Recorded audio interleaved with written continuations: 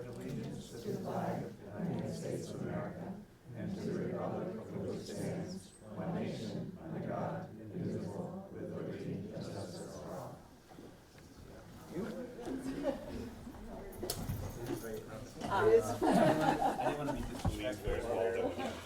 I'm delighted to have the opportunity to sit in the chair of our esteemed chair, who is now in the great state of Texas, solving all the problems of telecommunications. So while he's doing that this week, I'd like to begin by welcoming back Mary Beleza. Mary, you want to stand up and take a bow? We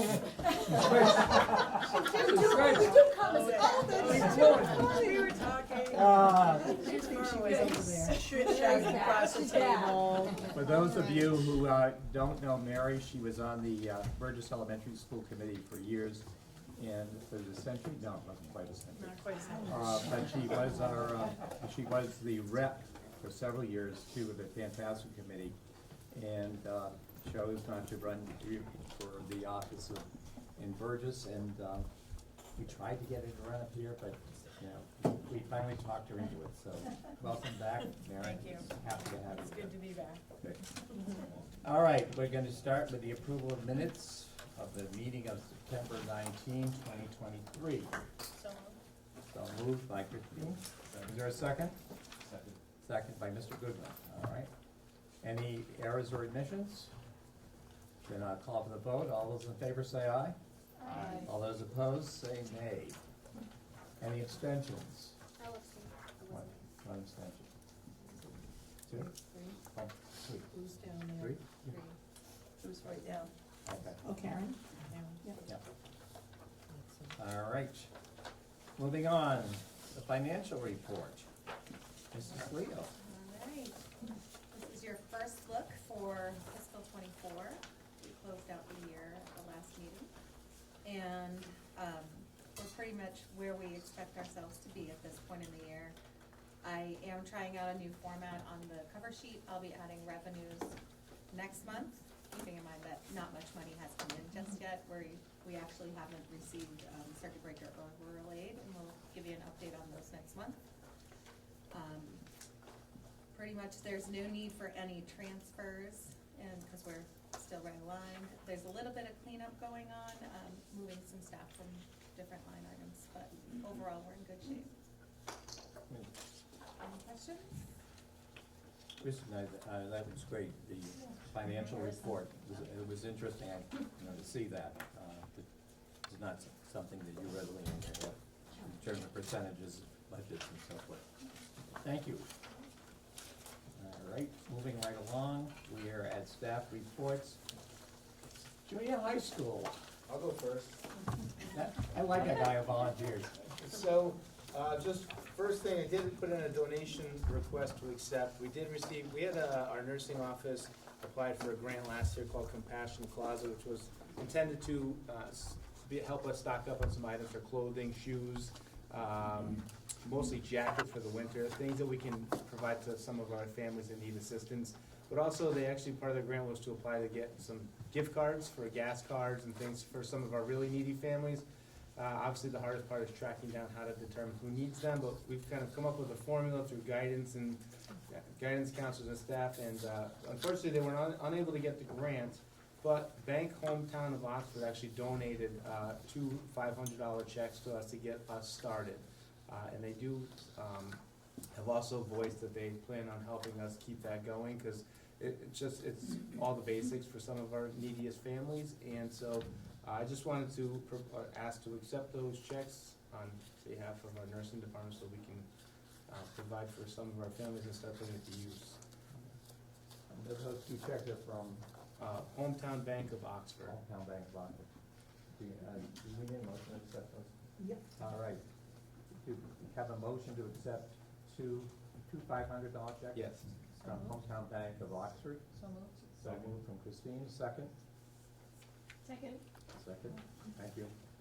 And all those in favor, say aye. All those opposed? Any abstentions? Okay. You have it, Steve. Thank you very much. And one thing I did want to spotlight that we brand new to us this year, we just got started, which is Unified Sports. I know the high school has this part in the high school, but we've worked with the Special Olympics to get this up and running. We will have they've been practicing once a week, some of our pathway students, and we have student volunteers who are part of it as well, with some teachers who just kind of jumped in. And so we have a bocce tournament coming up for these guys, and then we are looking to have a basketball season when the basketball season ends in late February and March, where we're hoping to get at least one home game and we're going to be reaching out to high school to try to get cheerleaders and band and things so we can build it up for these kids. And so it's great for all involved, and so we're excited about it. And it's been going for 3 weeks now, and these kids are really excited about it. So I just wanted to bring that up. The Chrome cards from last year, Greg Rosso's grant, are all deployed, out in use. And so I know our teaching staff is much appreciative to have all of those devices now. We've had them, but we haven't had a way to charge them. We have all the charging stations. We're up and running now, so it's awesome. And then just all of our activities, show choir, fall athletics, jazz band, everything's at the midway point of the fall season. When I wrote this report, at this point in time, we're probably only a week out of the end of the fall season already. And talking about basketball and ski club, so it goes quick. Let's not push ski club too quick. Greg, are you playing bocce ball too? I'm sure I will. Yeah. Hey, good luck. Did you mention All right, who wants to go A next? date for, the bocce? Peter? no, we don't have a date yet, so Okay. it's gonna be scheduled Is shortly. there another question? I'm sorry, she asked for a date. Yes. Bocce. I didn't see it, I apologize. So, happy to go next. Big month at Tantasqua as they settle in, really starting to enjoy the community. Our highlight this month was our counseling department. They're working hard to learn our new Howard School information management system. Our thanks to Greg for putting up with our continuous questions. We held the military and college fair, if you will, on September 28th. We had 40 colleges represented and 5 military branches. What date is that again, Peter? Pardon me? What date is that again? That was last month, September 28th. It was very well attended, and we're talking about perhaps doing another one in the spring. It just gave our students a chance to start to look at those options after high school, which can be hard to sort of focus on at some point for some of them. We are looking at our advanced placement exam schedule. It seems early for that, but it's not, even though it's in April and May. And so I know the counseling team is working hard on that, in addition to some of the changes that I've asked them to make. Some other highlights from the past month, I have to tell you, I've been a school administrator since 2002. I have never, not once, had a student council with 178 members. I go to their meetings just to meet with the executive board, because sometimes they have requests and it's just easier. And it can be hard to get the executive board with that many students. So they're tremendous. This past month, the student council, as Greg mentioned, we're working with the Pathways program to become a unified athletics school. And we have a couple of students spearheading that, and we're looking forward to coming over, maybe playing bocce, but also our own unified athletic program. We had 900 students at homecoming. Again, the first for me, and I have to tell you, not a single incident. Mr. Wood can correct me if I'm wrong, but we had a great night, and the students had an absolute ball. We popped a breaker, and the music went off for about 5 minutes. It was about the only 5 minutes I got a little nervous, but it was wonderful. You sure someone didn't pull the breaker? I think the DJ had so many lights, I mean, it's a little different than when they used to show up with a cassette, I'm dating myself. And just for your planning, I had a great meeting with the music department, both the junior high and the high school. We had one meeting the other day to catch me up on some of our musical happenings and sort of find connection points. And our annual fall concert is on Monday, October 23rd at 7 p.m. in the auditorium, and admission is free. And as we begin to sort of delve into the season of lots of night events, this is always one of my favorites. So just finally, I'm happy to run through the athletic records with you, but I would like to just thank publicly the Rotary for inviting Mr. Wood and I to dinner the other evening to talk about some of the programs they have going, Interact Club, potential foreign exchange program, et cetera. So we had a nice evening and made some community connections there. So lots going on at the high school, but those are the highlights. That's great, and it's wonderful news about Hillcotter. That's amazing, the number of kids. Incredible. I was nervous, but It says something about school spirit, though. That's good. we hope. Mr. Wood? Well, I was expecting to go second, and I was going to yield my time to Dr. Frame, but I would like to, when the breaker did go, thank goodness that Mr. Lamoth was one of the chaperones and was able to quickly take care of that. I would like to introduce you to Luke Marvin. Luke, if you, in your package, you will also see that he's senior of the month. I did say, Luke, if you take this job, I will make you senior. No, I didn't do that. Luke is a senior in health careers. He's an incredible young man, very, very active in the school. Just you're going to see he's an exemplary young man, and I'm happy that you are doing this. I want to talk a little bit about co-op. Co-op numbers are booming. We are looking at about 13 to 14% of the senior class is in process or already in co-op. To that end, I think Mrs. Carty, who's one of our CAD teachers, who is now being mentored by Mr. Lamoth.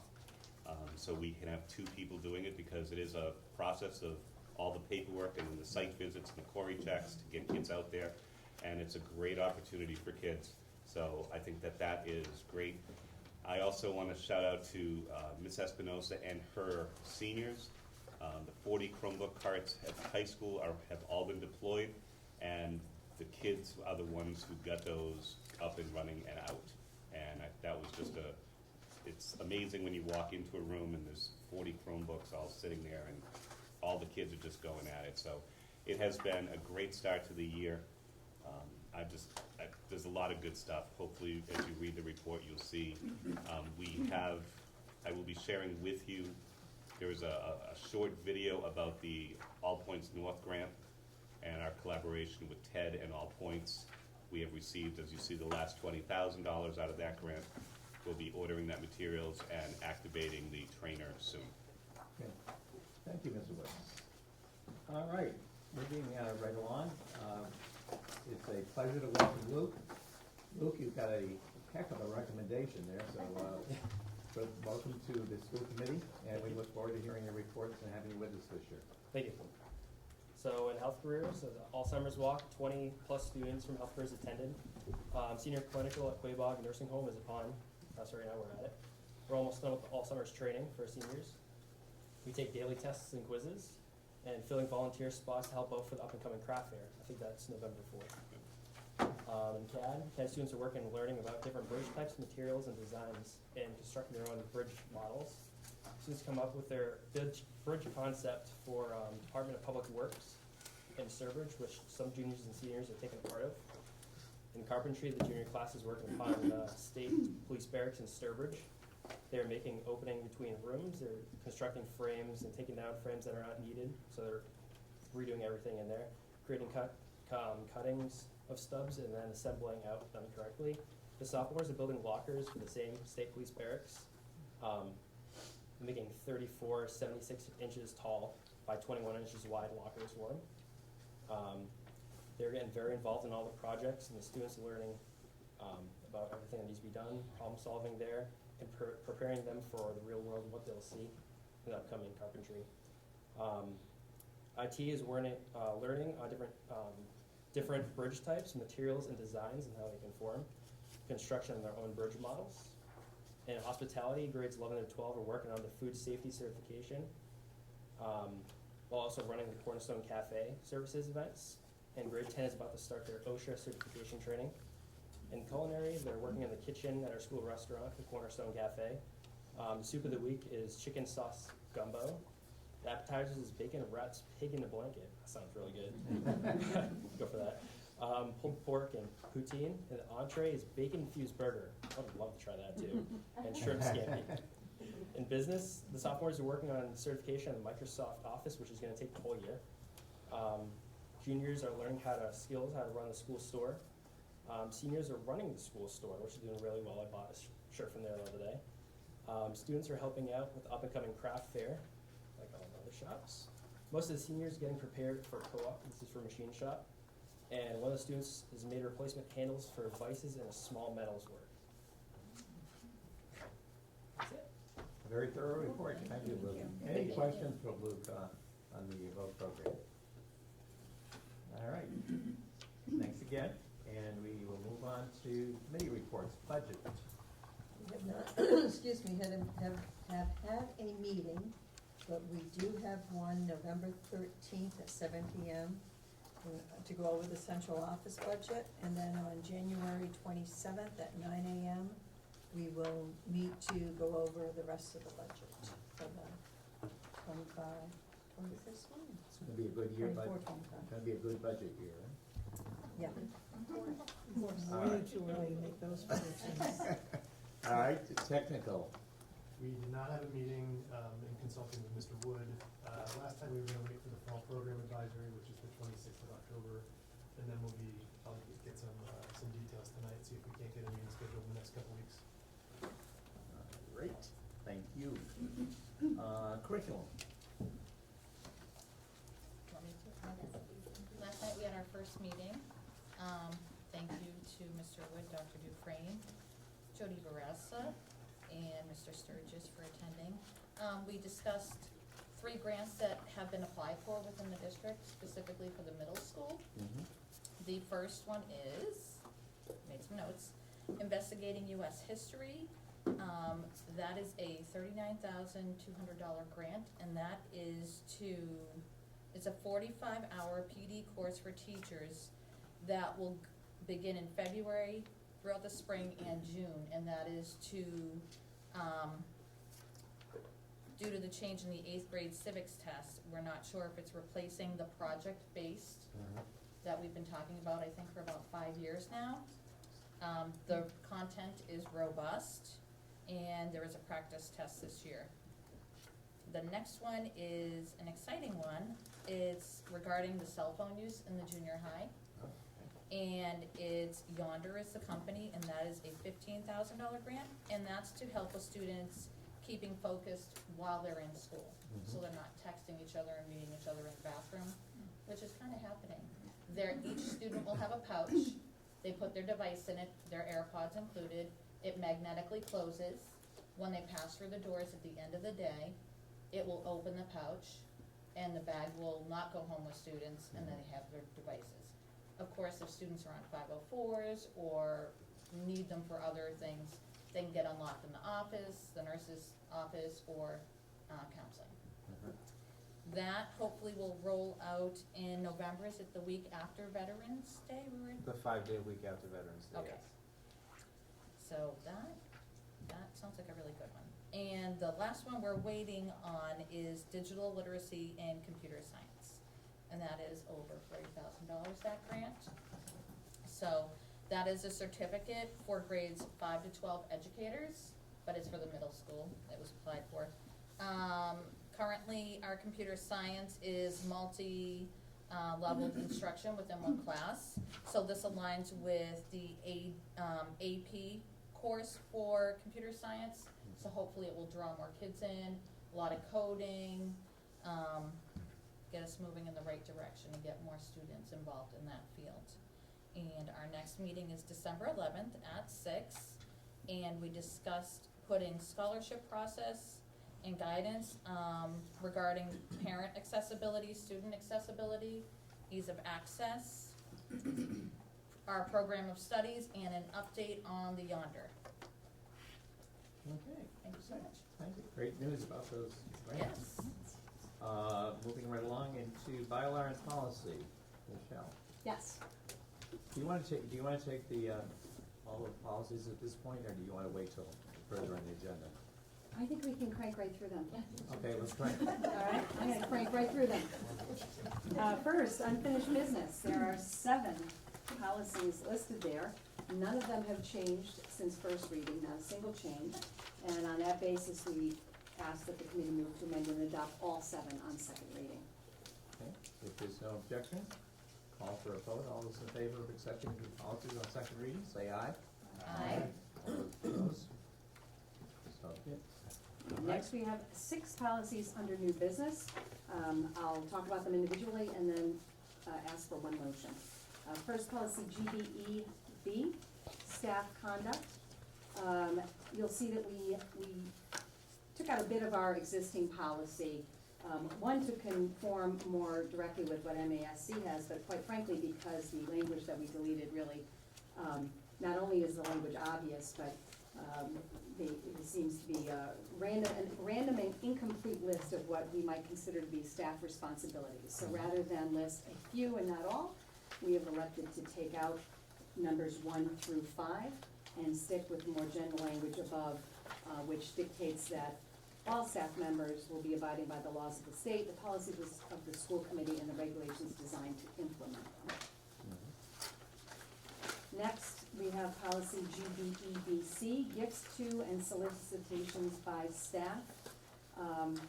Really, all of the changes here to our existing policy are designed to bring the policy into compliance with the conflict of interest law. We all know having to go through that law and take that exam is it every 2 years we have to do, or is it every 3 years now? How extensive that is, how confusing it can be. So hopefully this new version of the policy brings some clarity to both staff and to those looking to make gifts to the school. You can see it very carefully defines what is an acceptable gift, under what conditions those gifts can be accepted, and under what conditions staff can solicit funds for school or other purposes. Next, policy GBEC, drug-free workplace policy. Looking at it, you'd say there hasn't been a change. What we don't have in front of us is our current policy. I can tell you that this policy is exactly what our current policy is. This is just MASC's version, which says it better and more succinctly than our current policy. So we chose to adopt this language in full as our policy.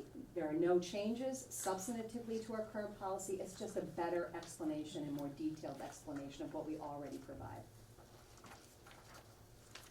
Next, GBGB, staff personal security and safety. Very few changes. The housekeeping changes down in the sources and cross-references, but you'll see that second paragraph there referring to a pre-employment physical exam by only a few portions of our staff. We looked at that and said there's really no reason why these particular employees should be called up in this policy. That's really not a matter for policy. That's a matter for our contract discussions. So that's coming out. And next, GBI, staff participation in political activities. 2 changes. One's a housekeeping matter, changing system to district to comport to our district versus others. And the addition of the sentence, public employees are prohibited under state law from soliciting funds for political campaigns. May be obvious, but it's the recommendation from MESC and others that that be specifically played out. very timely. And finally, policy CGA, professional staff positions. Again, a few housekeeping changes in the first paragraph, but our current policy did not really speak to the superintendent's responsibilities when an existing position is modified. It simply spoke to responsibilities for new job descriptions. So we've added that language to call out responsibilities not only with respect to those new positions, but with anything existing that is then modified in terms of posting and maintaining a set of those job descriptions for review for those who might want to see them. Based on that, I, on behalf of the subcommittee, move that all 6 of those policies, ranging from GBEB through GCA, be amended on first reading. Is there any questions pertaining to any of those policies that Michelle reviewed? If not, I'll call for a vote to accept them. All those in favor say aye. Aye. All those opposed? Abstentions? Okay. Now, I'll just note that we did have 8 policies that were reviewed. We do put those down so that you can see what else we are doing, but there were no changes and no action required by this committee on those 8 policies. You've got that, AD to rescind. Oh, I'm sorry. Oh, shoot, I'm sorry. My You have bad. a pretty one. Policy AD. Okay, Did you went up there? I miss that? That's just the mission statement. Thank Mission you. statement. Oh, the mission statement. Oh, yes, how could I miss that? How could The you? mission statement.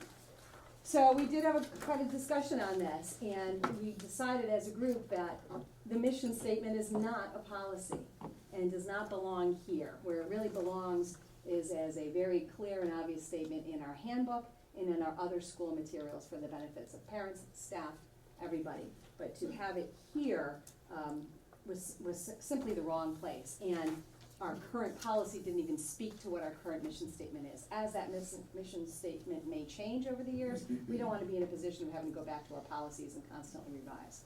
So we've taken it out completely, and MESC, I don't think, any longer speaks to a mission statement in its suggested policies, but you will find it elsewhere throughout our materials, including very prominently in the handbook.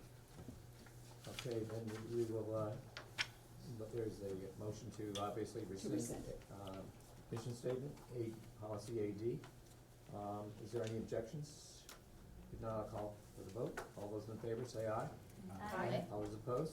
All right. I believe our next meeting is the November 2nd. November 2nd or 4th, 2nd. Okay, You gotta remember this one. right. All right, thank you very much. All right, moving right along. We have, negotiations.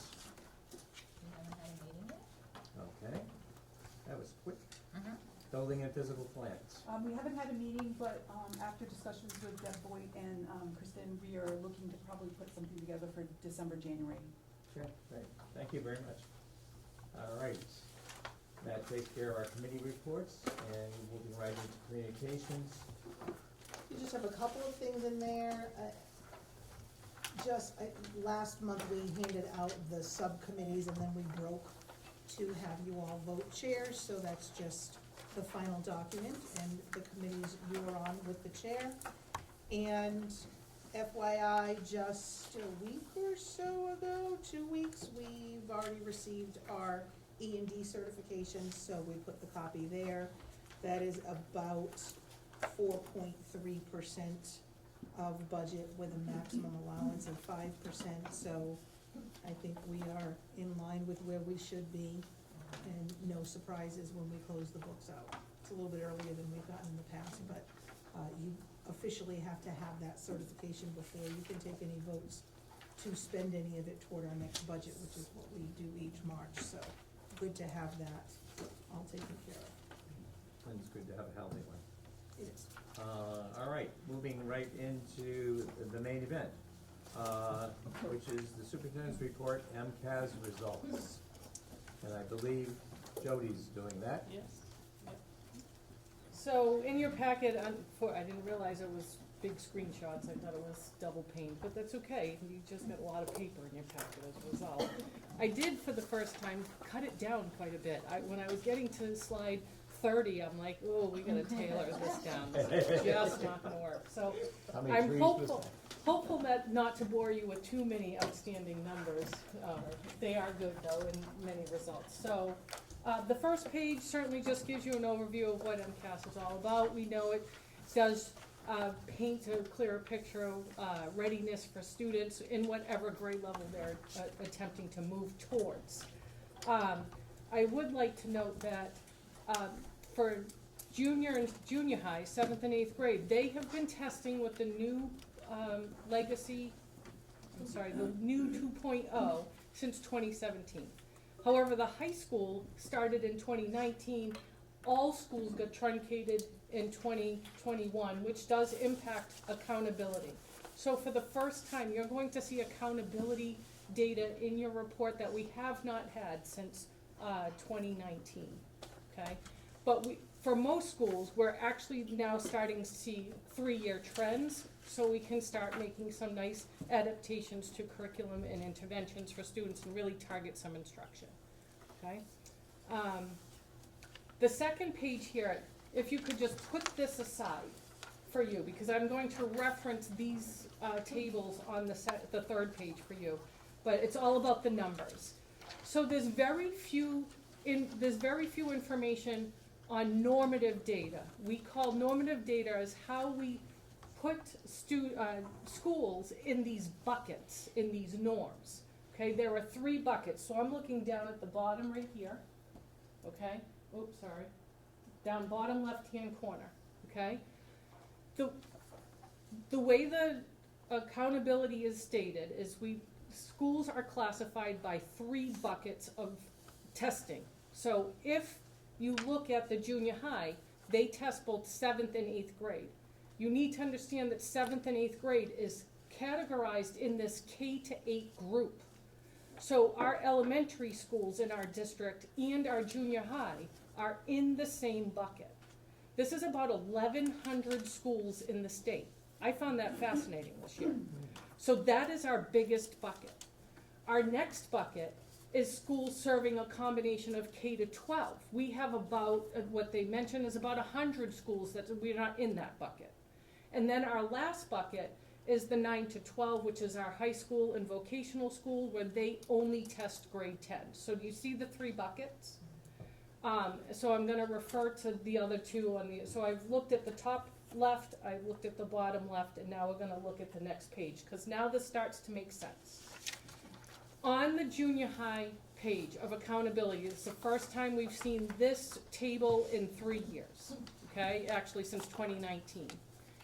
The accountability percentile at the top at 54% for the junior high is outstanding, because in 2019, the junior high was at 34. In 2021, they were at 34. At 2022, they were at 48, and I mentioned that last year. So they increased 14 points in those, and this is for all schools in the 3 to 8 realm, right, including the elementary, the 1,100 school bucket. And this year they're at 54. That means since 2021, they've increased their normative reference 20 points. That's hard to do, very hard to do. So it actually is very good improvements. If you look down below, the other 2 boxes, we are now looking at only junior high compared to itself.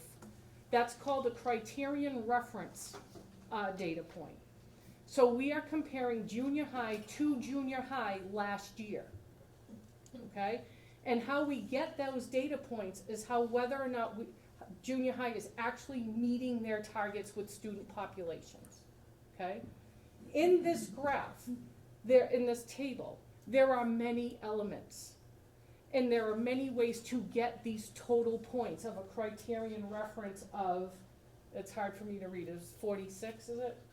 Is 45, right? Under 2023. I don't have last year's data for the criterion reference.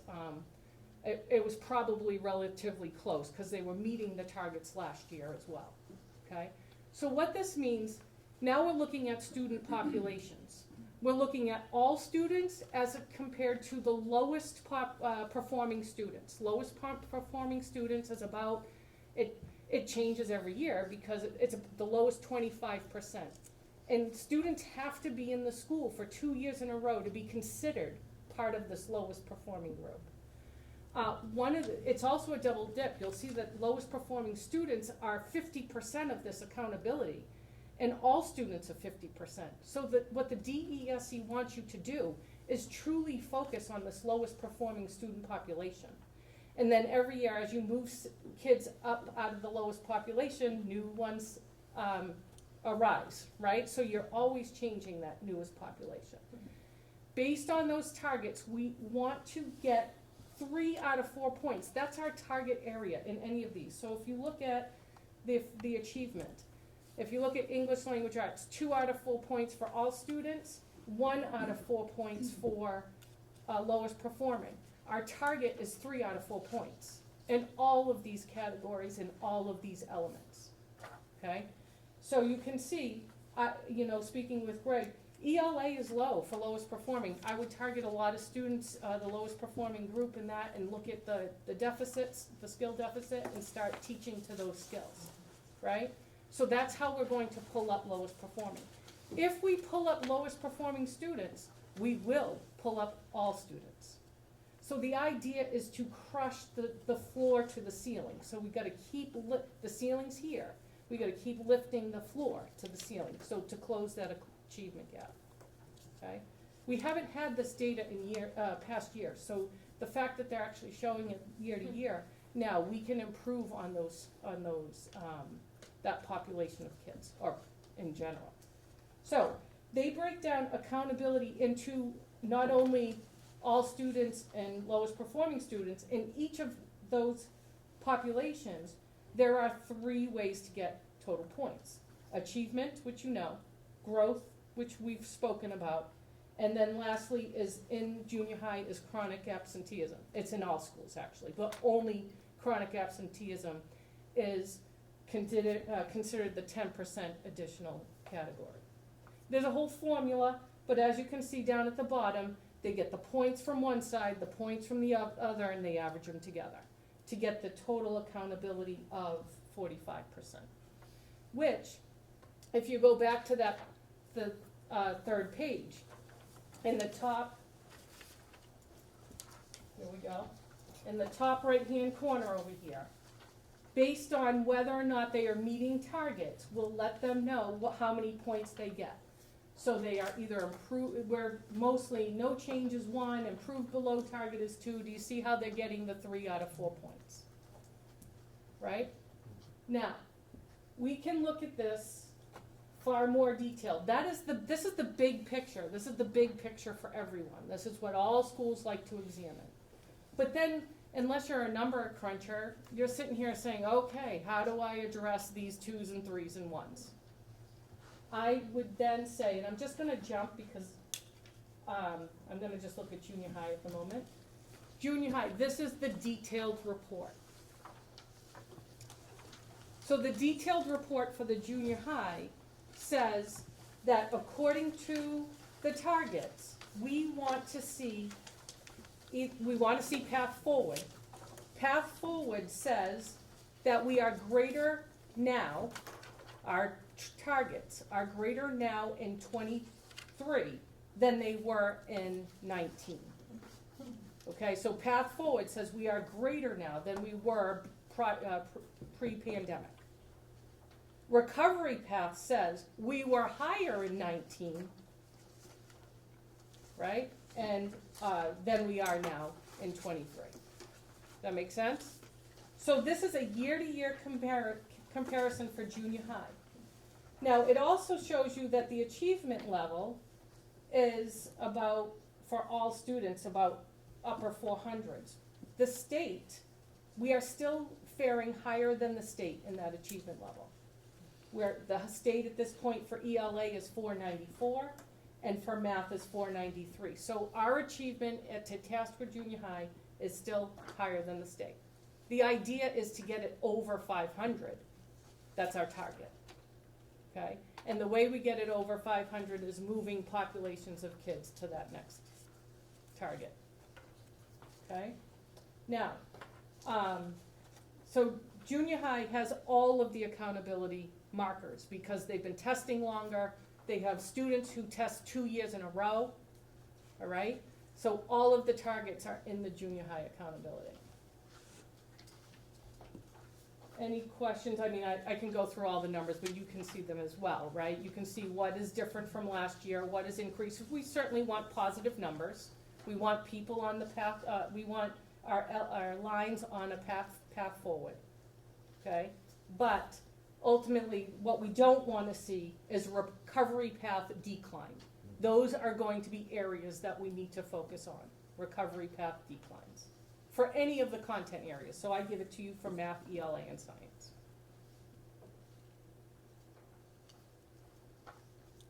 Any questions for junior high? Because high school is very different because we don't have all of the accountability factors. So let's go back. Now, high school and voc tech. And their accountability, you can see half of the data's not there in the accountability. Half of it is not there because they didn't have, they don't have a cohort, they don't have 2 years of testing in a row with one grade level. They only have grade 10. So their cohort model becomes a year-to-year model, and they haven't had 2 years of collection of information yet. This will be the second year for the high school, and we'll see that the table will be filled out next year. But what we did notice about the senior high and vocational, their achievement and growth, they're all about, same thing. There's some real highlights here. For growth, 3 out of 4 points at the mathematics growth at the high school is extremely good, right? That's our target. We want 3 out of 4 points. Chronic absenteeism for high school, 4 out of 4 points, that's excellent.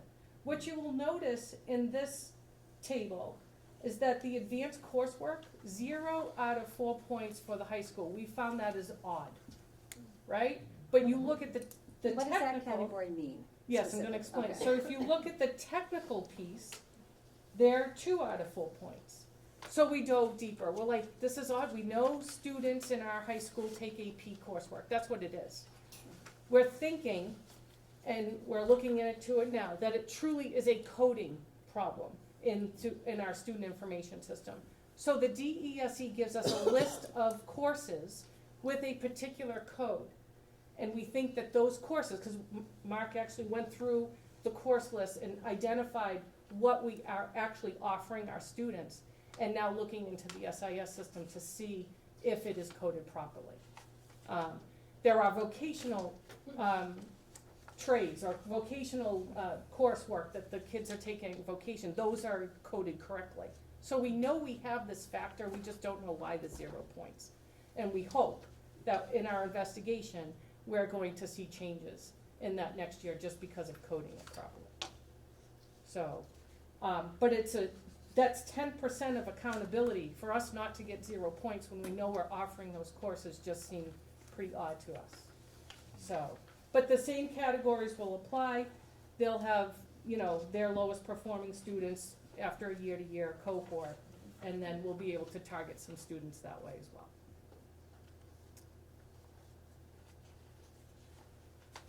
Okay, now, to look a little bit closely at achievement, let's go to, keep going Jody? here.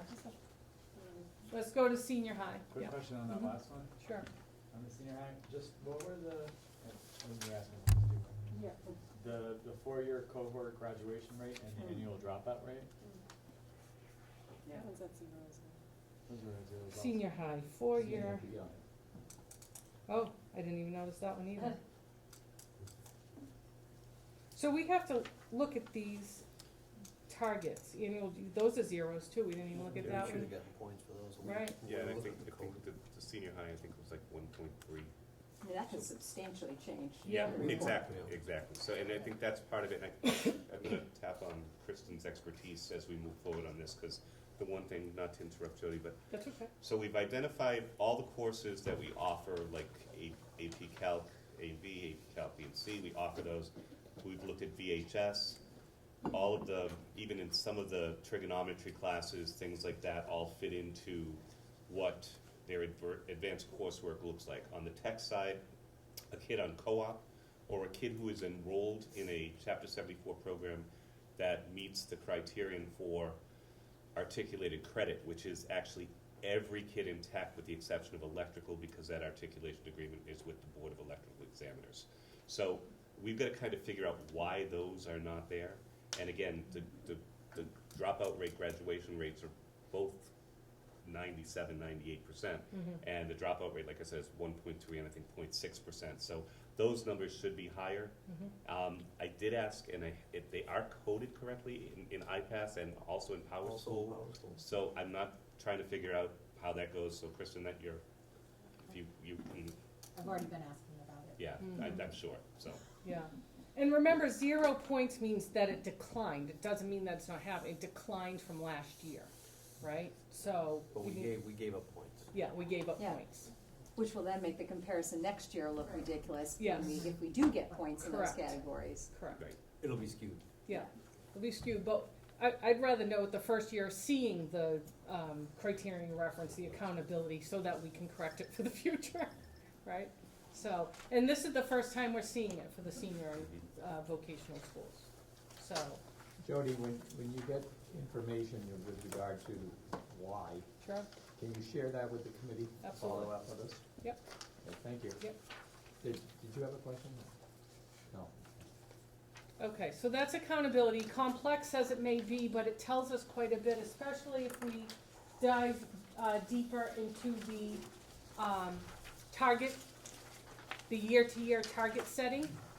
Now, you should also know with target setting, the DESE is not forthcoming with target. We should know our targets now.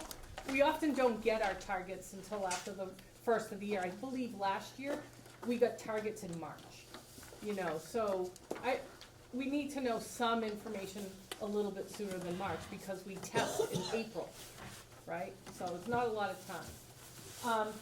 Senior high, they have a lot of recovery paths and exceeded targets, that's good. They have a lot of path forwards, they've improved, that's good. We know we need to focus on some low-income student population because that's a path forward declined, right? We don't want to see path forwards decline because we're already below where we were in 2019 and now we're less than that, right? So we don't want to see that, but anyway, that gives you the ELA, the math, and the science as to how they did in comparison to last year. This is year-to-year data. Okay. But if you look at the differentials, there's nothing overly astounding. They're all within 5 points. The DESE suggests that we certainly focus on areas of 10 points or higher. We're not seeing those kinds of differentials, which again says that we're doing something really well. We just got to keep pushing. Once you test over 500, think about this. Look at math achievement in 2023. It's 513.3. You want the highest score is 530, right? Our target is 500. So we're already 13 points higher than that. It's hard to move populations of kids even further, but we're going to keep trying as we typically do. Right? Jody, do we have the data for the, I mean, obviously these were a little bit off, but for the dropout, what are the targets for the things that are not the testing? I can look into that. Unfortunately, I didn't recognize that it was declined, and we should have picked up on it when we spoke, but we can report that out. Yeah, I mean, it would just be kind of interesting if it's easily accessible. Yeah, sure, I can certainly find it. Yeah. In fact, I think, Teddy, what we might do is bring that up to our next curriculum subcommittee meeting. Yeah, that might be a good way to share that. Only because, and I apologize, we did miss that. We missed why it was so low. Okay, and then the vocational. Vocational is showing good signs where they are meeting targets, they're improving, but below targets. We like those terms, even though they're not where the DESE says we should be.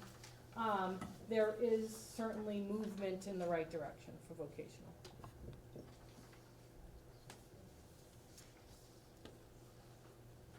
Do they have the same targets? Is it the 500? No, they're completely separate, a separate school, yeah. That I do know. I may not know what the targets are, but they are different, yeah. Okay. Now, so that's achievement. Obviously, we like to look at the next category for accountability is growth. This is pretty easy stated. I will let you know that the color codes down at the bottom are a little the key. So we want to move those dots above the state, which is the star, into the top right-hand corner, okay? That's where we want to move. This is for junior high.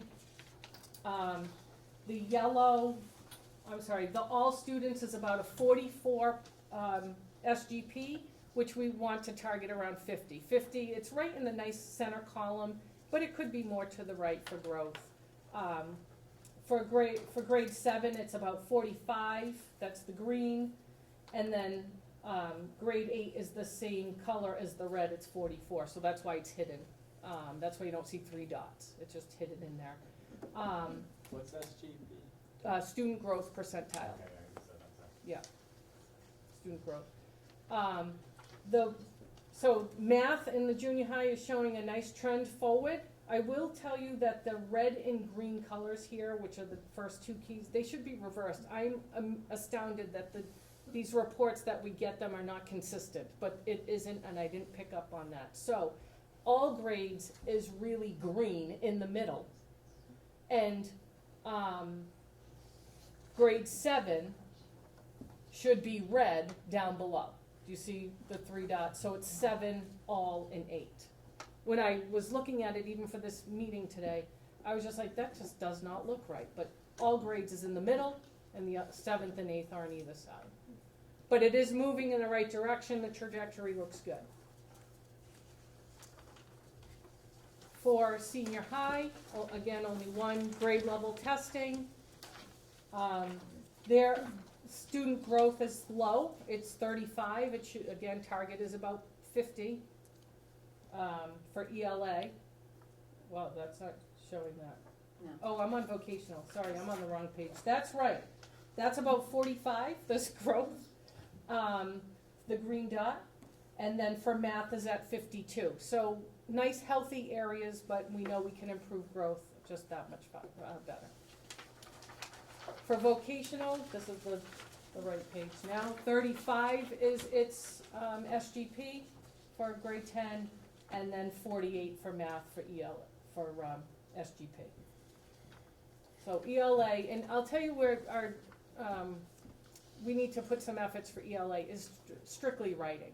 We know the minute we put a long excerpt or any kind of written response, that it brings our data down. We've known this for years. We put it in our district improvement plan. We're starting to be a little bit more intentional with those writing assignments and how to give constructive feedback back to students. We constantly look at constructive responses that the DESE gives us, that our students act, and we have consultations, those kinds of things. We're in a generation of technology, and students just don't like any long writing tasks. So we're just being more intentional, and hopefully in time, it just clicks, it happens. You know we have good writers, but for the most part, writing responses will bring us down. So, all right, historical data, we can go. A 3-year trend for the junior high is very consistent over time in both domains. There's not a lot of fluctuation. It might be a student here or there. You see a healthy bell curve. That's what it's designed to be in all of the data. The same thing for senior high, not a lot of change, although there was a dip in 2022. I'm sorry, an increase in 2022, and then seemed to dip down back to what it was in 2021. So there's a little bit of highs and lows in this graph. Same thing with math. A little bit, it was high in 2021. I'm sorry, it was low in 2021. It got high in 2022 and then dipped back down. So not big changes, but enough. So we think after time with the new 2.0 that students in 10th grade will just get used to taking the test. You know, experience is everything. And the vocational showing some good incline for math. It's showing a nice progression where there's less people, less students in the not meeting in 2023. For ELA, still needs some work from past years. There's not a lot of change from historical trends in any of the schools, quite frankly. So.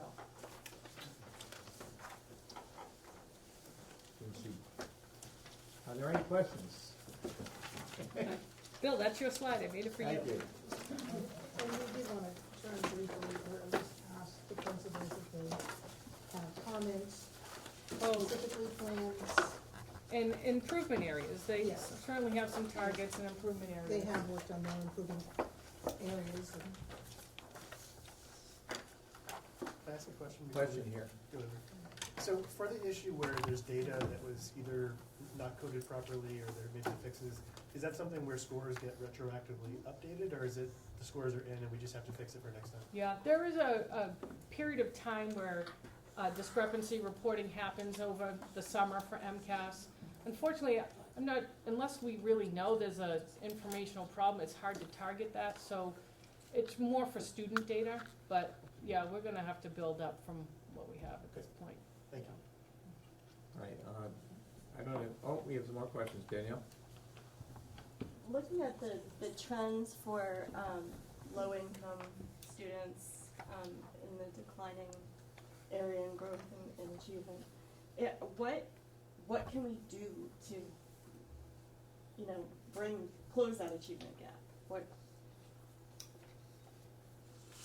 We're closing that, Either, Jody, or? I don't know, I mean. I can start. Jody, I mean, okay. what we tend to do in the district is we tend to target and have targeted instruction for particular groups of students. Focus our attention on particular skills that they may be it's deficit learning we're trying to bring up. We have MTSS model where if they're not getting the core instruction, then we go to a tier 2 and then even a tier 3, those kinds of things. But that's for all students, whether you're a part of a population or not. But do you think that's like an equity issue in terms of, I would assume like having access to Chromebooks and things like that are gonna help, but I think, yeah, I don't know if there's a direct answer. I can say what we do philosophically, and it's for all kids, and certainly the junior high and senior high may have a different approach with how they are addressing these. I know Mark in the past has done targeted instruction even after school at the high school. So, we do target the instruction, but we also offer it for all kids anytime they need it. So I think it is, I think MCAS in general could be an equity question, right? Sure. So, Yeah. and guys, I don't know if you want to. I would just say, oh, sorry. I would just say from our end, I know, interestingly enough, this is a conversation that we're having on a staff level. It started with our lead teachers, it's gone out to departments this week in our department meetings, and it might actually even become a staff-wide kind of product here, because with the addition of all these Chromebooks, we've now kind of made it more equitable for all kids, because the low-income students who either A, wouldn't tell us they didn't have devices at home, and we all just assume, we had kids who were working on these things, which this is not a real homework device as much as they would use it anyways, but we have enough devices for kids to take them home, which we don't do that. We have classroom sets, but if a kid needs it at home, we lease them out, we just sign their name, doesn't cost them anything, but it's also a bigger picture conversation where we're trying not to water down our products, but also now meet the needs of a new generation. There's a lot more low income than we've had before, a lot more single family homes, and a lot more kids who go home, they don't have mom and dad doing homework with them at the kitchen table over family dinners anymore. So we're trying, on department levels, trying to figure out how we keep challenging kids, but meeting, it's almost impossible, but we're not stopping trying to find like each individual level kids need. I don't know if that'll reflect in the MCAS in the end, but on a kids enjoying their school experience and having an equitable experience, I think we're constantly beating that drum in a positive way, trying to figure out what we need to do, at least in the junior high level. I'm assuming it's the same as the senior high, but that's the heart of every conversation, department meetings, and how do we meet the needs of those kids? And without leaving behind the other kids as well, who also still need the same, but it's obvious and it's reflected in data that it's not getting there right now, but we gotta get there. As a senior high, Mark and I took a holistic approach first. On September 21st, we reviewed our overall sort of markers with the staff, and then broke down some of the test item analysis and some of the needs of our subgroups, high needs, low income, and so sort of figuring out what content is lacking, where the skills are lacking, might be a test taking skill. And then beyond that, I actually just had a meeting last Friday with the math department chair and the English department chair to talk about maybe creating some other avenues for learning, a different course, catch-all, for those students who come to us maybe lacking some basic skills, so that we can catch them up with some targeted instruction. And it's not focused on any one particular group, but any students we identify that need skills. So it'll be a diverse sort of group, but the math department has always done, historically, has kept a section open in the second half of the year to catch up some of those students. And so we're looking at using that with a sort of targeted focus along with the English department this year, so that we can identify some of those gaps. Chromebooks are a little bit of an equalizer for both our, sort of departments, but, there's no technology that replaces a good teacher, so it's just a tool. One of the things we're looking at, again, is, as Pete said, it's even if you're teaching art and music or electrical, there's a skill that you can work on. So within tech, there's actually two of the 6 strands identify embedded academics. So we've kind of gone through those. In the past, we've created math days in the shop, so focusing in on math for the kids to reinforce what they're learning in the math class. When you do the test item analysis, you kind of look at how questions are formulated for MCAS. The questions that you wouldn't want to ask, like all of the following are true except, it's a terrible way to ask a question. But all of a sudden, if the kids are going to get 4 or 5% of the questions asked like that, we need to formulate questions on our assessments so we're teaching them those test-taking skills. In math, word problems, the student might be able to do the math, but the problem is decoding the word problem. So it's really teaching the kids how to attack the word problem before we can address the math. So it's kind of taking that from a higher level and then just zooming in on where those needs areas are. So what we've done historically is really broken down the test item analysis, look at it, you draw your benchmark number, 50%, 52%, whatever, and you say, okay, so we were below the state on this particular question, and we have 52% of the kids thought the answer was C, but the answer was B. Let's pull up that question, now let's look at it. What was the distractor in that question that made that many kids think that's the right answer? And it could be a content issue, it might just be the wording, and it's really kind of getting into that particular mindset. I will tell you, my daughter is not a good math student. She had a terrible teacher for geometry. She did not go to Tantasqua. I will not say where she went to school or the teacher's name, but she was coming up to take MCAS, and Mr. Hightoff, God bless him, tutored her for 3 times and didn't deal with math at all. Dealt with how do you answer the questions. And she passed MCAS, and she was thrilled. So a lot of times it's really breaking down the test for kids, and that can be that great equalizer. How each student learns also makes that difference. It really, really makes a difference. Absolutely. And if I may, and the state, and I don't ever want it to sound like we're making excuses, because we're not, and the subgroups have always been a problem. This is not a surprise. It's one thing to say, we're not moving them forward the way we should be, it's another to say we're slipping backwards, and that is more alarming in a couple of those groups.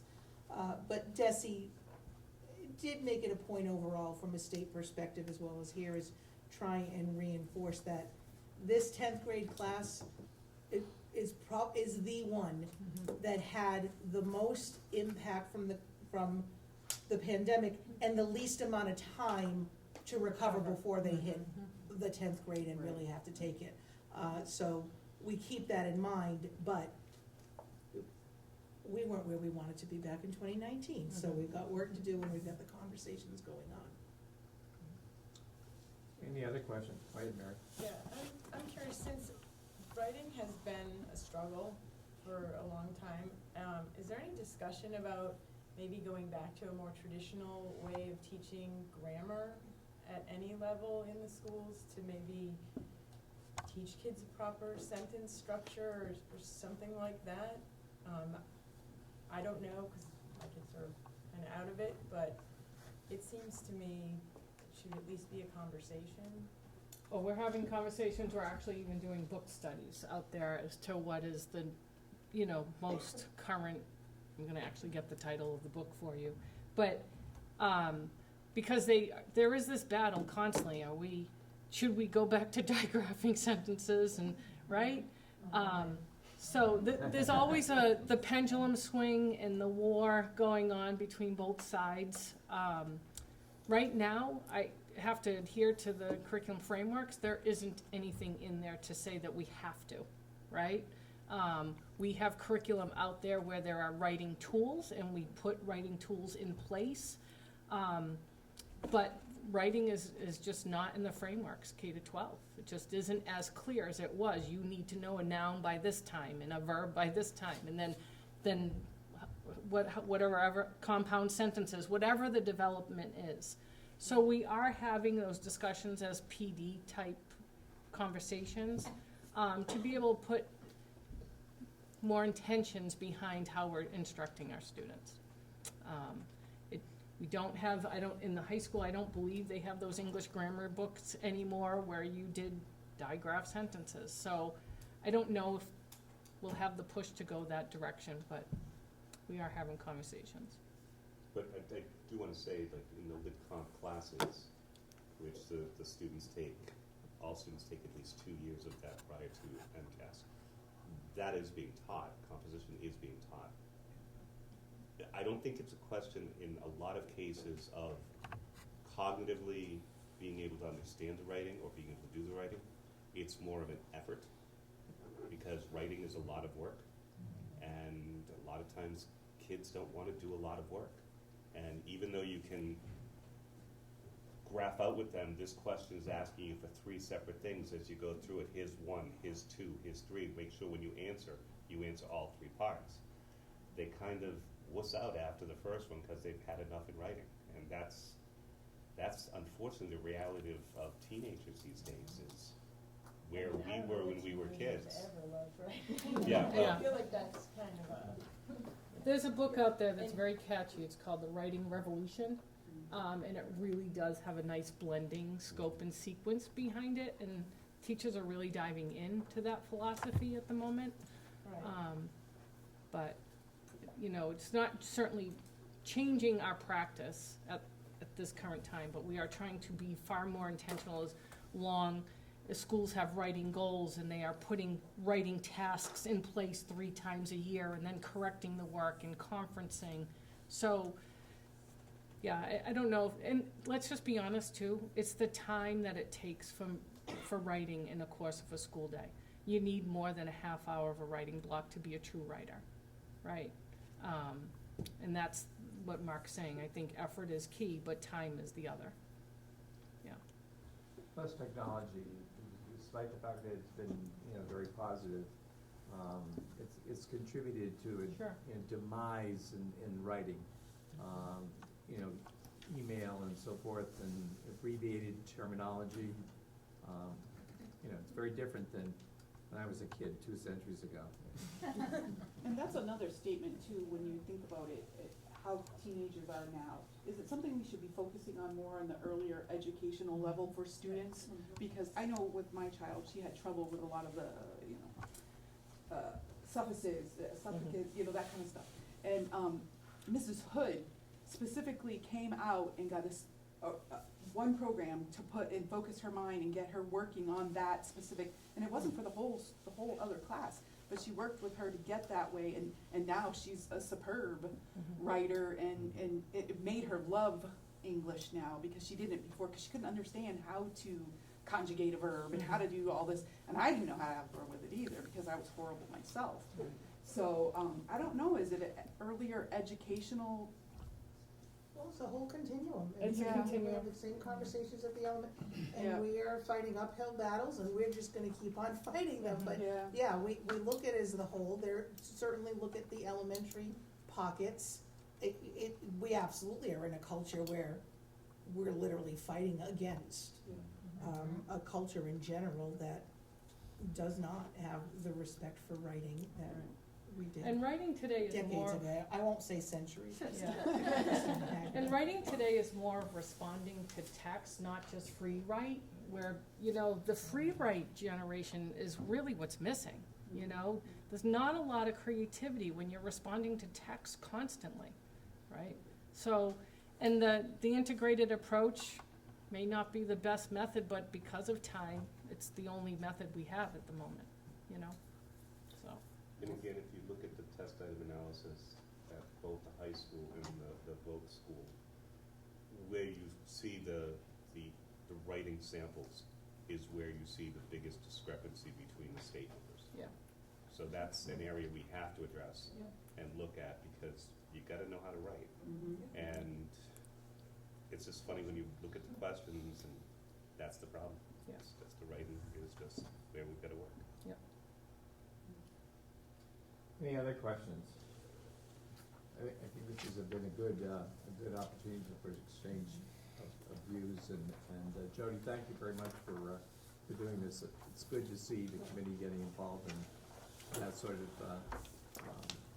educational minutia. It's great for a change. Great, thank you. I have just a couple more things. Yes, Superintendent.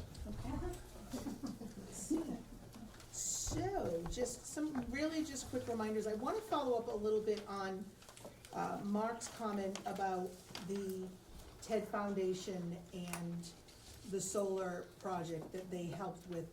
And I'm not sure if folks are completely aware that that wasn't a TED donation. It was TED helped us funnel through a 5013C donation, which I want to recognize TED, thank them for being open to that.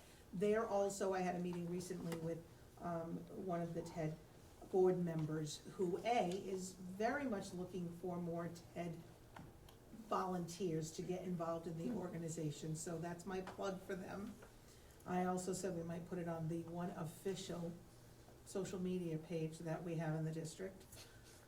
And two, I wanted to thank them and spread the word that they are open to more of those. So we've had a few times in the past that not necessarily only Tantasqua, but the elementary school districts also have had an opportunity to accept a grant or a donation that they were specifically looking for a 501 organization, and we had to say, no, we're not. I don't really understand how a public school is not a charitable, nonprofit organization, but we're not. So TED is open to, in the future, helping us anytime those come up. So if anyone hears of donations or opportunities to apply for grants that we might not have been able to in the future, they're happy to help. So I wanted to make sure we're all aware of that. Remember,